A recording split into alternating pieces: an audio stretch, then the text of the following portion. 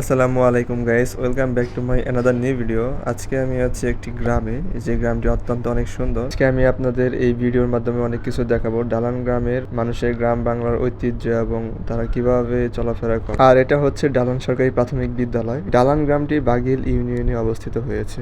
আর এই বিদ্যালয়ের সুবিশাল একটি বড় একটি মাঠ রয়েছে, আপনারা দেখতেই পাচ্ছেন। এখানে অনেকটা সুন্দর একটি পরিবেশ তৈরি হয়েছে। আর ইতিমধ্যে আমাদের দেশে শীতকাল শেষ হয়ে বসন্তকাল চলছে, যার কারণে গাছগুলোর পাতা ঝরে গেছে। অনেক সুন্দর লাগছিল আমাদের এই গাছগুলো দেখতে। আর এদিকে আম গাছে মুকুল এসে পড়েছে, হয়তো আর কিছুদিন পরে আম আসতে শুরু করবে। আর এটা হচ্ছে শিমুল গাছ, বসন্তের কোকিলরা এসে এখানে হানা দেয়। আমি এখন যাব ডালান গ্রামের সেই ভিতরের সংগ্রামী জীবন যাপন করে যারা নদীর পাড় দিয়ে, সেখানে আমি যাব। আর এই গ্রামের ভিতরে ঘুরতে ঘুরতেই আমি আপনাদের সামনে ক্যামেরায় তুলে ধরবো গ্রামের মানুষের জীবন। আর একটা কথা, আমি যেখানে যাচ্ছি সেখানকার মানুষ অনেক ফসলি জমি আবাদ করে, সেগুলো আপনারা দেখবেন এই ভিডিওর মাধ্যমে।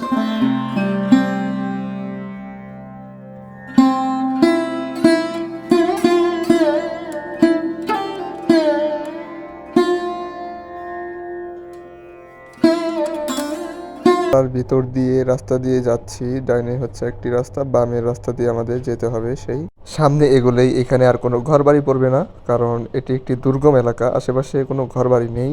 এবং সামনে বিশাল বড় একটি নদী রয়েছে, যে নদীর ওপারে অনেকগুলো পরিবার থাকে। আমি এই মুহূর্তে যে গ্রামে আছি সেই গ্রামটির নাম হচ্ছে ডালান গ্রাম। তো এটি একটি দুর্গম একটি এলাকা। এখানে হচ্ছে পানি বন্যার টাইমে অনেক গ্রাম তলিয়ে যায় এখানে। তবে এখানে অনেক রকমের জমি আছে, এক একজনের এক এক রকমের জমি, আবাদি জমি আছে। কেউ চাষ করতেছে শশা, কেউ চাষ করতেছে কপি, এরকম বিভিন্ন ধরনের আবাদি জমি এখান দিয়ে রয়ে গেছে অনেক।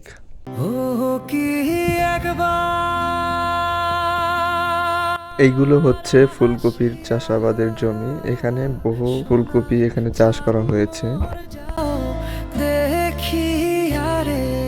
আর এই পাশে হচ্ছে দেশীয় লাউয়ের জাংলা। এখানে অনেক দেশীয় লাউ চাষের জন্য জাংলা দেওয়া হয়েছে। আমি আপনাদের একটু পরে দেখাবো যে সামনে একটি বিশাল বড় একটি নদী বয়ে গেছে এই গ্রামে। আমি মোটামুটি সামনে আর একটু এগোলেই আমি নদীর কাছে চলে যাব, খুব বেশি দূরে নয়। এই যে দেখুন কি সুন্দর কলার একটা ছড়ি হয়েছে, অনেকগুলো কলা ধরেছে এই ছড়ির ভিতরে।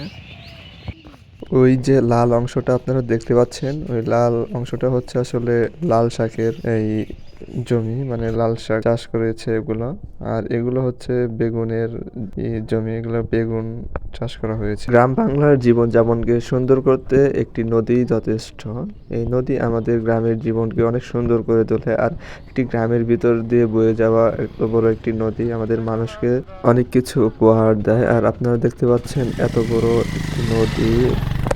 এখন কোনো পানি নেই, কারণ এখন বর্ষার সিজন না। বর্ষার সিজনে অনেক পরিমাণ পানি এই নদী দিয়ে বয়ে যায়। দেখুন কি সুন্দর এই একটি নদী, এই নদীতে পুরোটাই পানি জমে থাকে। তো আমি এই নদীতে এসেছি আপনাদের দেখানোর জন্য, কি সুন্দর একটি পরিবেশ।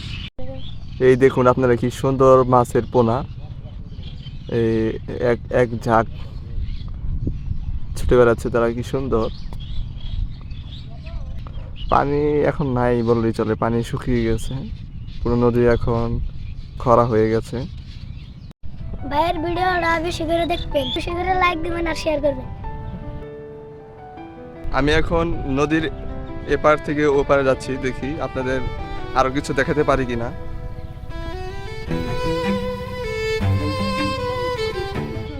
নদীর এপাশে আমি দেখতে পাচ্ছি এখানে বেশ কিছু জমিতে ধান চাষের জন্য বীজ বপন করা হচ্ছে। আপনারা দেখেন আশেপাশে অনেকগুলো জমি আছে, এক এক জমিতে এক এক রকমের চাষ হচ্ছে এই জায়গায়। আর এই জমি সহ অন্যান্য জমিতে ধান বোনা হয়ে গেছে। আর একটা কথা কি, তাদের জমিগুলোতে চাষ করার জন্য অনেক পরিশ্রম করে থাকে, যার বিনিময়ে তারা ফসল উৎপাদন করতে সক্ষম হয়।